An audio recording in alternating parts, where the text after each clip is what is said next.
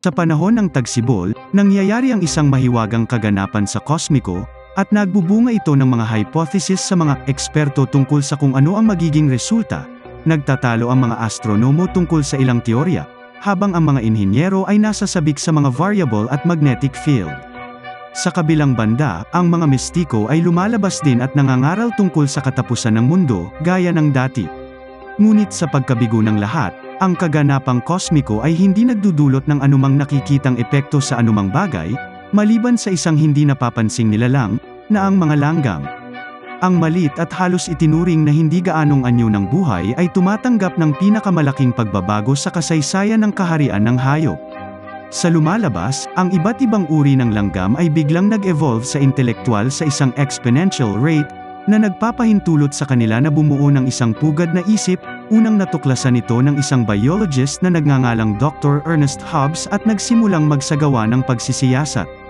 Pagkatapos ay nalaman niya na sa Arizona Desert, iba't ibang uri ng langgam ang nagsimulang magtipon at makipag-usap. Pagsapit ng tag-araw, ang iba pang bahagi ng mundo ay lumipat na mula sa mahiwagang kaganapan sa kosmiko, ngunit pinananatili ni Hobbs ang kanyang atensyon sa mga langgam.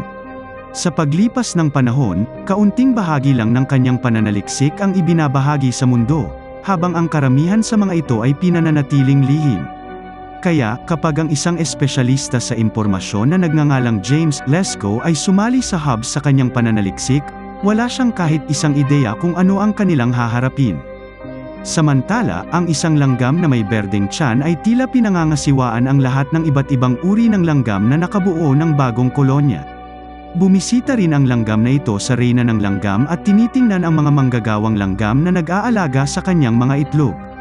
Pagkatapos makipag-usap sa Ant Queen, ang langgam na may berdeng tiyan ay pupunta sa kanyang misyon. Kasabay nito, ang iba pang manggagawang langgam ay nagsisimulang gumawa ng isang bagay sa desyerto. Kinabukasan, papunta sila sa isang bayan malapit sa Arizona Desert. Sinimulan ni Hobbs na idokumento ang kanyang pagsisiyasat.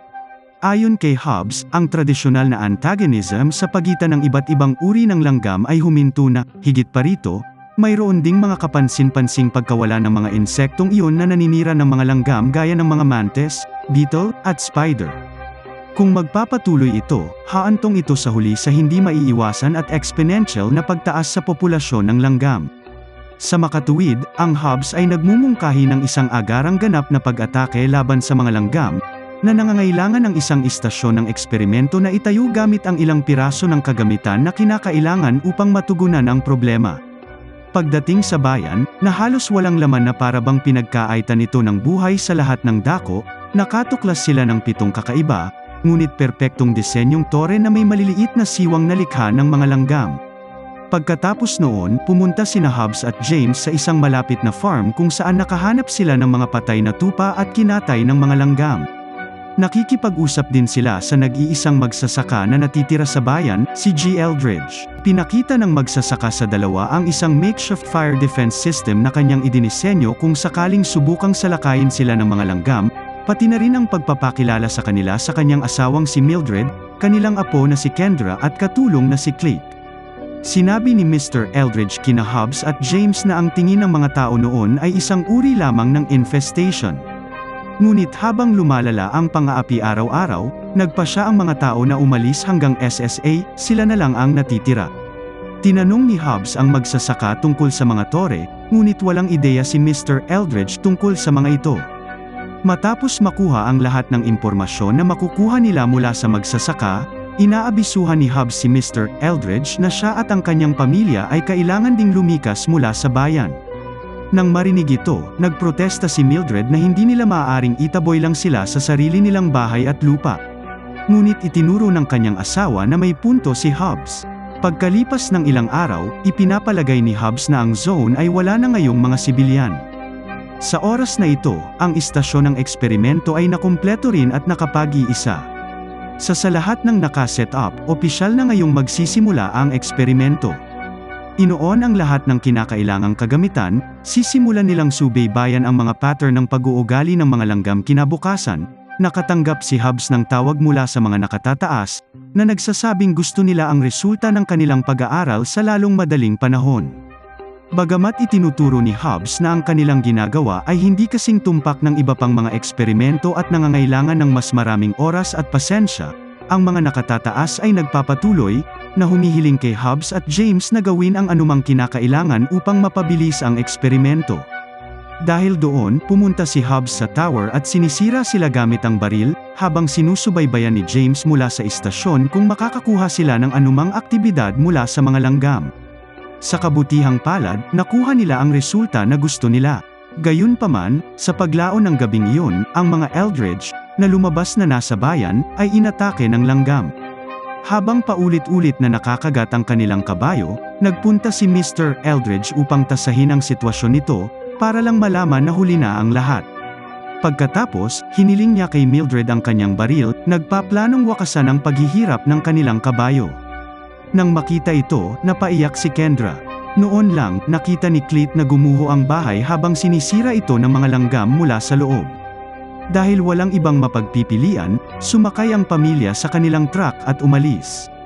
Habang nasa daan, pinagsisisihan ni Mildred ang hindi pagsunod sa payo ni Hobbes at James. Pinakalma siya ni Mr. Eldridge, ngunit nang makita niya ang mga langgam sa buhok nito, lalo pang nabigla si Mildred.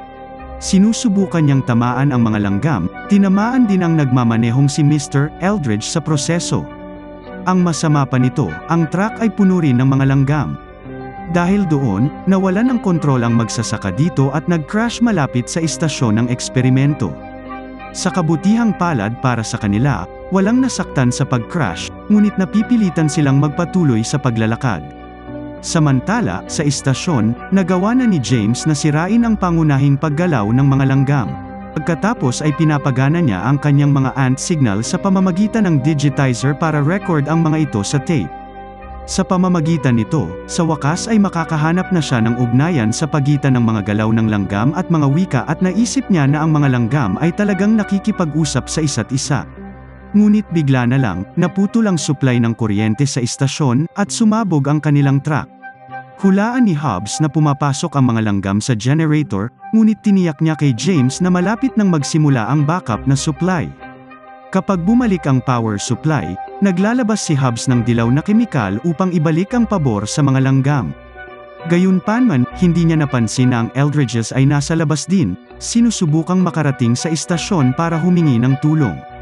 Habang namamatay ang mga langgam dahil sa dilaw na kemikal, nagdurusa rin ang mga lumang Eldridge. Kinabukasan, suot ang kanilang mga suit na pangkaligtasan, sinisiyasat ni Hobbes at James ang resulta ng paglabas ng kemikal kagabi, at sa pagkabigla ni James, nakita nilang patay ang 3 miyembro ng pamilya ni Eldridge, na natatakpan ng mga dilaw na kemikal.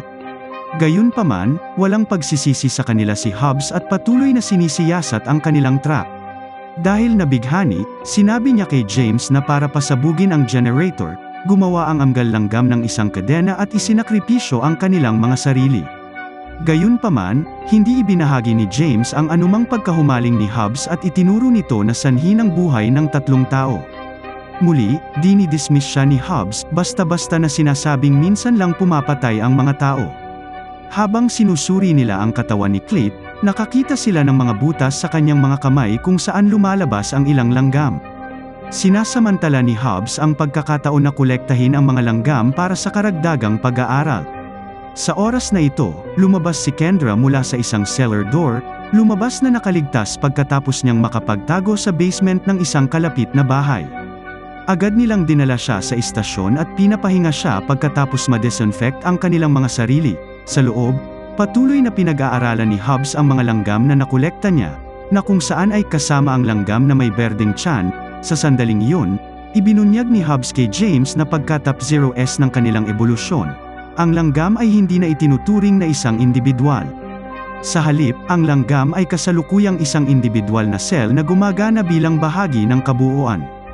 Inihahambing ni Hobbes ang mga langgam sa isang lipunang may perpektong pagkakaisa na nagsasangkot ng pagkabukas palad at pagsasakripisyo sa sarili. Mayroon silang perpektong dibisyon ng paggawa at mga nakatakdang tungkulin sa kanilang kolonya. Siyempre, ang mga kolonya ng langgam ay nagpapakita na ng mga ganitong uri ng pag-uugali bago pa man. Ngunit pagkatapos ng mahiwagang kaganapan sa kosmiko na nagiging sanhi ng ebolusyon ng mga langgam, ginawa nila itong mas perpekto kaysa dati. Bilang karagdagan, ang kanilang kakayahang umangkop ay naaayon sa pagtaas. Pagkatapos nito, sisimulan na ni Hobbs ang pagsusuri sa pag-uugali sa mga langgam, ngunit naabala si James kay Kendra. Tinanong si Hobbs kung kailan nila ilalabas ang dalaga sa bayan. Noon ay sinabi ni Hobbs kay James na hindi pa rin niya ipinapaalam sa mga nakatataas ang tungkol sa nangyari. Nag-aalala na kung sakaling malaman ng kanilang mga boss na may nasawi sa tagal ng eksperimento, isara nila ang mga ito. Ipinahayag niya na dapat lang nilang alagaan si Kendra hanggang matapos ang eksperimento. Ngunit hindi kumbinsido si James at nagbanta na tatawag ang base mismo kung hindi ito gagawin ni Hobbs. Sa oras na ito, pumasok si Kendra sa silid, at ipinakita ni James kay Kendra ang mga langgam, sa pag-asang maaliw siya. Gayunpaman, ipinaalala nito sa kanya ang trahedya ng kanyang pamilya at sinira niya ang mga kagamitan sa kanyang harapan, dahilan para makalaya ang mga langgam at makagat si Hobbs. Agad siyang pinigilan ni James at inilayo siya sa mga langgam. Sinusundan sila ni Hobbs ilang sandali matapos ma-disinfect ang kwarto, pinapatay ang lahat ng mga langgam sa loob. Samantala, sa labas, ang isang nabubuhay na langgam ay kumukuha ng isang piraso ng solidified na dilaw na kemikal, pagkatapos ay dinala ito sa kolonya at iniharap ito sa reyna ng langgam. Ang reyna ng langgam ay kumakain ng dilaw na kemikal at naglalagay ng dilaw na itlog, na magpapapisa ng mga langgam na immune sa tambalan. Bumabalik kay Hobbs na kasalukuyang tumatawag sa mga nakatataas. Nakatanggap sila ng ulat tungkol sa pamilyang Eldridges na nasa paligid ng eksperimento, at nagtatanong kung may anumang pakikipag-ugnayan sa kanila sina Hobbs at James. Gayunpaman, nagsisinungaling sa kanila si Hobbs na nagsasabing wala silang alam tungkol sa kanila. Kasabay nito, ipinagpatuloy ni James ang pag-decipher ng wika ng langgam, na ngayon ay ginagamit ang tape na naitala noong unang pagkikita nila. Kung sakaling magtatagumpay siya dito, siya at si Hobbs ay magkakaroon ng mas mahusay na paghahanda para sa susunod na hakbang ng langgam. Nang tingnan siya ni Hobbs, nakita ni James ang marka ng kagat sa kamay ni Hobbs at napansin niyang lumalala ito. Ngunit tinitiyak sa kanya ni Hobbs na ayos lang siya at walang dapat ipag-alala. Kinabukasan, nagising si Kendra at nakita niyang binabantayan siya ni James. Pagkatapos ay sinamantala niya ang pagkakataon para humingi ng tawad sa kanyang ginawa at sa naging dahilan upang makagat ng langgam si Hobbs. Ngunit inaaliw siya ni James, na sinasabing naiintindihan niya kung bakit niya ginawa iyon at tinitiyak sa kanya na makakaalis na siya sa lugar sa ilang sandali lang. Nang marinig ito, naglakas loob si Kendra para tanungin kung patay na ang kanyang mga lolo't lola, na ikinalulungkot ni James. Maya-maya, ipinakita ni Hobbs kay James ang ginawa ng mga langgam sa magdamag. Sa sorpresa ni James, gumawa ang mga langgam ng isang reflectorized mound sa paligid ng istasyon upang palakihin ang init sa loob gamit ang liwanag mula sa araw. At sa ngayon, ang temperatura sa loob ay tumataas na sa 5 degrees mas mainit. Gayun din, nagagawa ng mga langgam ang reflectorized mound sa isang lason na strip kung nasaan ang mga dilaw na kemikal. Ginagamit ni Hobbs ang camera para ipakita kay James ang yellow ants, isang bagong evolved na species ng mga langgam na immune sa dilaw na kemikal. Nagsisimulang magpanik si James sa lahat ng nangyayari, sinabing hindi siya nag-sign up para sa isang digmaan ay laban sa isang grupo ng matatalinong langgam. Gustong isuko ang eksperimento, nagtanong siya kung kailan darating ang helicopter para kunin si Kendra at plano niyang itag kasama siya. Ngunit kinukumbinsi siya ni Hobbs na manatili, na sinasabi na ang pagpayag na mag-aral isang matalino at nangingibabaw na kolonya ng mga langgam ay isang beses sa isang buhay na sandali. Dito napagtanto ni James na hindi talaga tumawag si Hobbs ng base para sa paglikas.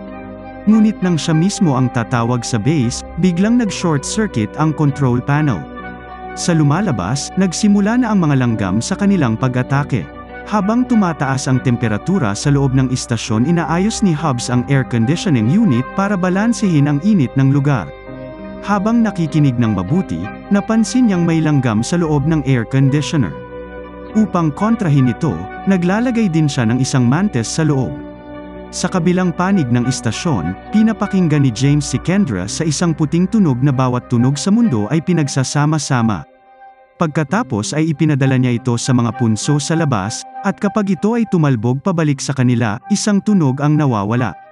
Ang tunog na ito ay lumalabas na isang static na ingay. Habang kinukuha at ibinabroadcast niya itong muli, ang mga punso ay nagsimulang masira isa-isa, na pinapatay ang mga langgam sa loob. Sa pagsuri sa surveillance graph, nakita ni James na nababaliw na ang mga langgam. Isaabang nangyayari ang lahat ng ito, nagagawa ng mantis na agawin at kainin ang langgam bago nito sirain ang makina.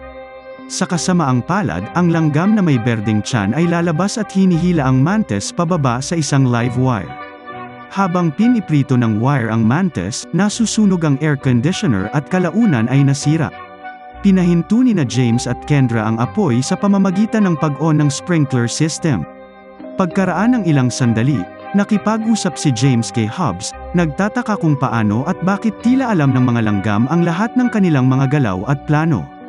Sa kabilang banda, kinukolekta ng mga manggagawang langgam ang katawan ng mga dilaw na langgam. Sa lumalabas, hinahanay nila sila na parang nagluluksa sa kanilang pagkamatay. Sa gabi, sa wakas ay bumaba ang temperatura sa istasyon. Sa panahon ng pag-record ni Hobbs, sinabi niya na maaari lang nilang gamitin ang kanilang kagamitan sa loob ng ilang oras sa gabi. Ayon sa kanya, naniniwala si James na hinahayaan sila ng mga langgam na gamitin ang kagamitang ito para sa ilang layunin. Gayunpaman, hindi pareho ang palagay ni Hobbs. Di nagtagal, nakita niyang nagpapadala si James ng mensahe sa mga langgam. Sinusuri ni Hobbs ang mensaheng ipinadala ni James para lang malaman na ito ay isang parallelogram na hugis. Sa pagtatanong kay James tungkol dito, itinuro niya na ang matematika ay isang pangkalahatang wika. Kung naiintindihan ng mga langgam ang kanyang mensahe, kung gayon mayroong tunay na katalinuhan sa kanilang panig. Kasabay nito, natutulog si Kendra nang bisitahin siya ng langgam na may berdeng tiyan. Nang magising siya, nagmakaawa siya sa langgam na umalis. Dumating ang susunod na umaga at hindi na bumubuti ang kondisyon ni Hobbs. Habang nakikita niya ang langgam na may berdeng tiyan, ginagawa niya ang lahat para mahanap ito, kahit hinalungkat ang lugar sa proseso. Tumawag si Kendra kay James para humingi ng tulong ngunit kahit wala siyang magawa para pigilan si Hobbs. Hanggang sa wakas, pinapatay niya ang langgam gamit ang sarili niyang kamay. Matapos makita kung ano ang nangyari kay Hobbs, sinimulan ni Kendra ang sisihin ang sarili sa mga nangyayari.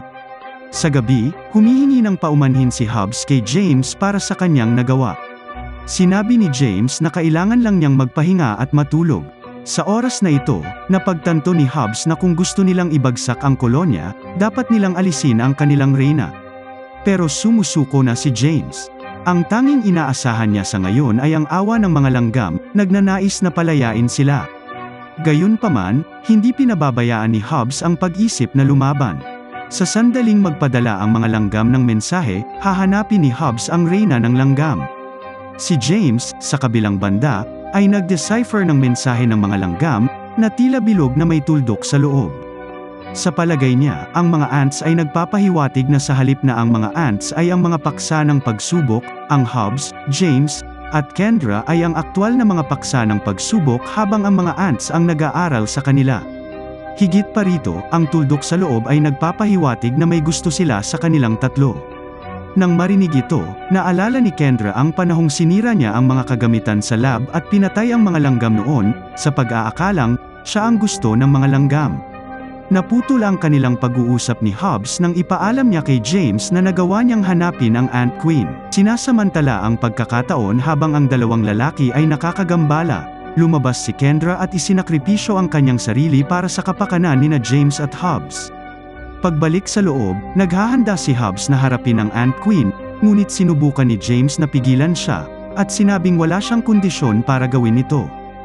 Dahil sa asar, sinabihan siya ni Hobbs na gawin ito sa halip at iparamdam sa mga langgam na hindi kailanman sasuko ang tao sa kanila. Sa ngayon, ipinahayag ni James kay Hobbs na siya ang gusto ng mga langgam. Ngunit sa halip na matakot, mas nagiging determinado si Hobbs na wakasan ang mga langgam. Nang magpapadala na si James ng isa pang mensahe sa mga langgam, nakita niya ang note na iniwan ni Kendra, na nagsasabing libre na sila ngayon. Ang masama pa nito, nalaman niyang kalalabas lang ni Hobbs nang walang anumang damit na pangproteksyon. Mabilis na hinabol ni James si Hobbs, ngunit walang makakapigil sa kanya ngayon. Habang papunta siya sa burol kung saan naroroon ang reyna ng langgam, kumikinang ang isang bunton, na nagpapahirap kay Hobbs na makakita, at nahulog sa hukay, agad siyang sinundan ni James, Ngunit nasaksihan lang niya ang milyon-milyong langgam na kumakain ng Hobbs. Nang makita niya ito, bumalik siya at naghanda ng isang protective suit, na may dalang asul na kemikal pagkatapos ay pumunta siya sa burol kung saan tatapusin ng Ant Queen ang laban na ito. Ngunit habang papalapit siya sa burol, inaatake siya ng mga langgam at maging ang pananggalang suit ay walang magawa laban sa kanila. Pagdating ni James sa burol, pababa lang siya sa kanyang karaniwang damit at dumudulas siya sa hukay.